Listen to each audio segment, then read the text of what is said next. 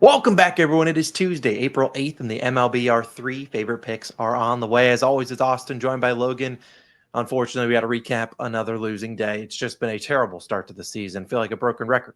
Our only winner technically really wasn't even a winner. It was the Vlad and Merrill hit parlay. Merrill didn't even play. So we at least cashed Vlad to win a little bit back. But honestly, when one guy gets voided, Logan and I just sit there like, oh no. Because then there's really no, there's basically only risk, no reward. But at least Vlad came through. Tigers had 5 hits yesterday. If you told Logan in the morning, hey, they're only going to get 5 hits, I'm sure Logan would feel pretty confident.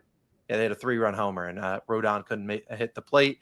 And the D-backs didn't feel like scoring for us. So they'll probably score 10 runs today. But either way, I know it's been a disappointing start to the year. It has been terrible, to say the least. We're only a few weeks in, down 11 units. But we know the season's going to turn around. I feel like we've had runners in scoring position when we needed them. Just cannot get timely hits to save our lives. But really like the card. We're going to limit the volume. Only 3 plays today. Let's try to go 3-0. Let's try to build some momentum, go 3-0, and move on to tomorrow. We could force more picks, but we don't need to do that. I'm actually going to start with my first one of the day. I have a game pick, and we're going to a late night game. Padres and Athletics, like the first 5 under, 4.5 runs. And this is minus 125 on BetMGM. Now, there's been a lot of runs out in Suter Park. I think that's how you pronounce it, out in Sacramento. And there might be runs in this game towards the later end because I don't really trust either of the two bullpens. Padres use a lot of their high leverage arms. A's, their bullpen outside of Mason Miller's are not a lot of guys. I'm like, ooh, those are scary. So maybe there's runs late in this game, but I think this is a slower start through 5 here as we have Dylan Cease versus Jeffrey Springs. Now, we've talked with the Padres before.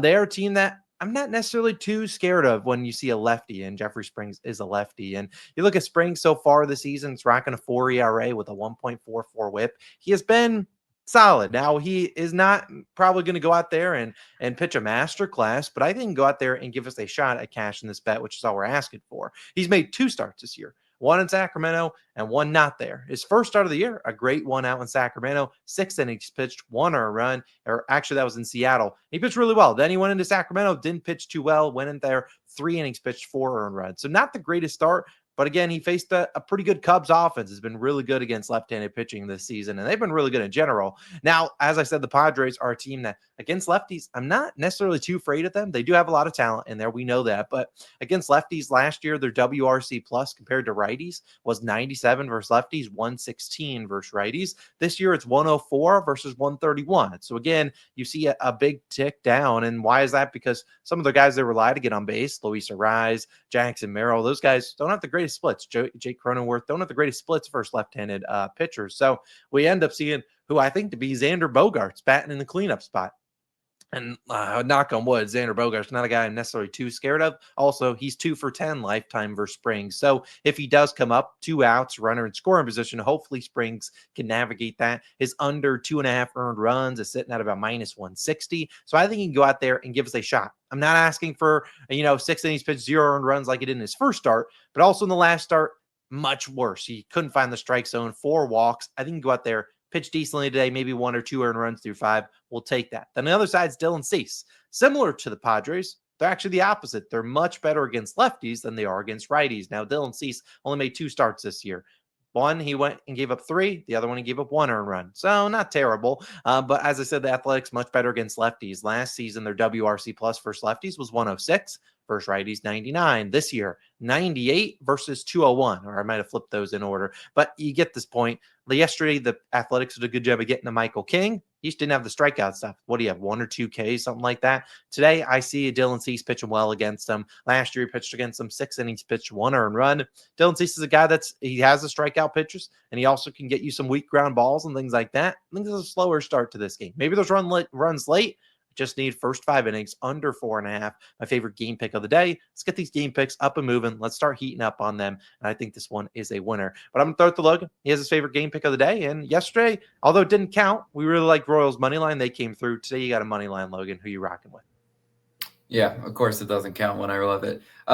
For my favorite pick today, it's going to be the Diamondbacks on the money line, minus 116 odds on FanDuel. Currently your best value. I'm rolling with the Snakes in the late night slot. Hopefully they treat us right. And I don't know if I can stay up for the whole game. It would be great if they were up like 10 runs by the 5th inning. They won't, but it would be cool. Diamondbacks lost yesterday with Zach Allen on the mound. I really do see payback for them tonight in this Kelly versus Morton matchup. Baseball's a weird sport because they looked bad one night, and tonight they can just turn it on and really pounce on this Orioles team. I like the matchup. We'll talk about it. Merrill Kelly starts for the Diamondbacks, 10 ERA, 2.11 WHIP. Terrible numbers for Merrill Kelly if you're looking at just ERA and if you're looking at WHIP. But his most recent start was in the Bronx, where he gave up 9 hits, 9 earned runs. And I don't care what you want to say, 9 hits, 9 earned runs, that's going to skew your ERA for several starts. He's not that bad of a pitcher.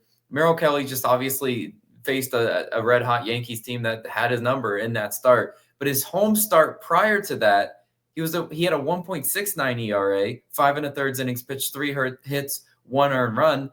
That's more like it. I don't think he's a sub-2 ERA pitcher, but we know he's capable of that 3 to 4 ERA type range, not a 10. He should be able to keep this Orioles lineup in check and get the Orioles to roll over on some soft contact ground ball outs. That was something Zach Allen was not able to do yesterday. With runners in scoring position, the Orioles did get those timely hits yesterday. I want to see him do it 2 games in a row, especially against a pretty good veteran pitcher in Merrill Kelly. Now, on the other side, speaking of veterans, it's going to be Charlie Morton starting for the Orioles, 9.72 ERA and a 1.92 WHIP. Now, this is the battle of 2 pitchers with sort of skewed ERAs, except for I think Morton's is less skewed. I still don't think he's a 9 ERA type guy, but if you told me he was in the high 5s to end the season in ERA-wise, I would say I could see it for sure, because there's some very concerning stats and metrics with Charlie Morton. Let's talk about his 2 starts, which that didn't look good. 3 1/3 innings pitched, 7 hits, 4 earned runs on the road in Toronto. Not a great start. 5 innings pitched, 6 hits, 5 earned runs at home versus Boston. So he had a home and a road start, and he didn't really perform well in either of those 2 starts. Charlie Morton, 1st percentile on hard hit percentage, 13th percentile on barrel percentage. Whatever he's throwing this year, it's not working as well as he wants to. These hitters are getting to it, and they're hitting it for hard hit extra base hits. Very concerning if you're a veteran pitcher like Charlie Morton. That I know he has had games with strikeouts, but you can't always rely on the strikeouts to be there. So after going with hardly any offense yesterday with Zach Eflin's one of those pitchers too, very sneaky good. He lulls these hitters to sleep. Before you know it, you look up at the 6th inning and you're just constantly ground ball out. That's what the Diamondbacks were yesterday. They had their chances with runners in scoring position, just couldn't do it. 0 for 6 with runners in scoring position. We sound like a broken record, but that's what these bets come down to. They didn't get those timely hits yesterday. I think they get them today against Charlie Morton. I think they'll be ready to attack him. Bullpen-wise, not a huge discrepancy. Baltimore 8th in bullpen ERA, Arizona 10th in bullpen ERA. I see this game being mostly decided by starting pitching. And I do see the Snakes getting a little bit of revenge from that Game 1 loss yesterday. Well, that is my money line. Austin, what else you got?